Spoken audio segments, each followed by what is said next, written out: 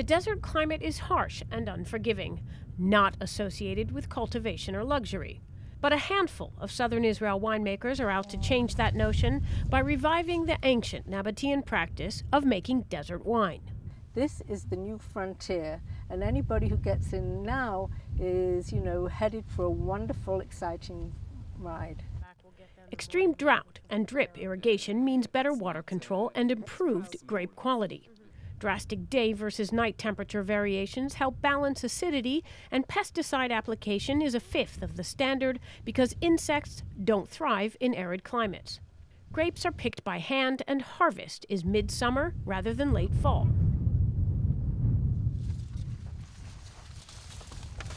Picking under the cloak of darkness shields workers from brutal sun and scorching temperatures.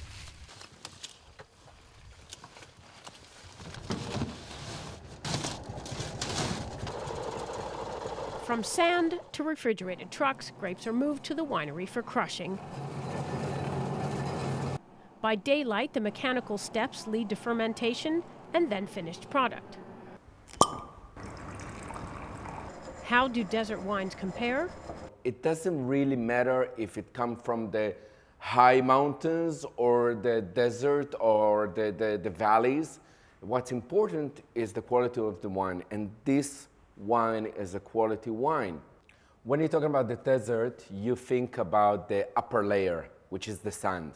But when I think about the desert, I think deeper ground, chalky ground, the things that create the uniqueness and actually give the wine its character.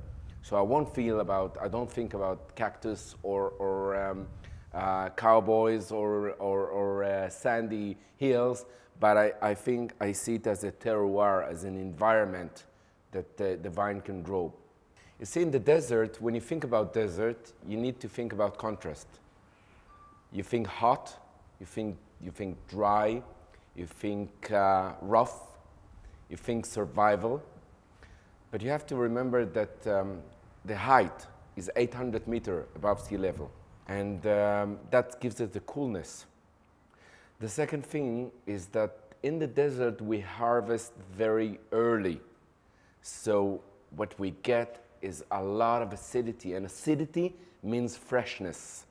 So in this case, with the unique way of growing the vines, with plastic nylons that you keep the humidity and you give the roots the right conditions, you can have amazing fruits. And this is why the wine is very unique. You have a lot of citrus fruit, like nectarine and grapefruit, but then again you have the apple and the pear and a lot of other varieties, and you have also balancing them, all of them, you have this kind of a minerality that gives us this kind of a freshness. In the mouth, it's very round, very pleasant. So, and have a very long finishing. So I keep feeling it in my mouth now that we're talking. And this is a beautiful wine to go with food. You can pair it with fish, with salmon, with, even with chicken.